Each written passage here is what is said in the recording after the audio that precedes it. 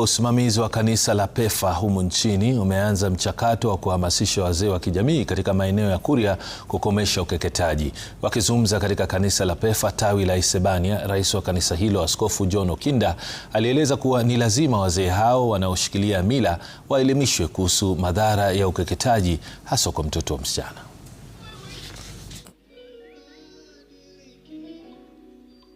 It is a retrogressive culture that we need now to get rid of if possible.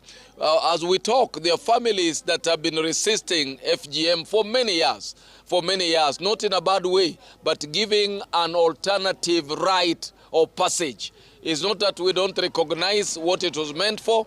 It was meant to allow young people to have the right of passage that is dignified, but not FGM. Na kama viongozi tunakataa vitu ambavyo havimpi Mungu utukufu, huwa tunavikataa kama viongozi, huwa tunavikataa kabisa.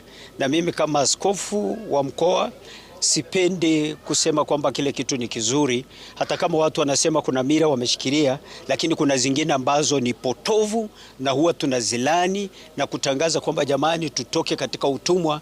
Kitu ambacho naweza tukafanya kizuri ni kusomesha watoto wetu. Hiyo ndio tohara. Na mtazamaji, baada ya taarifa hii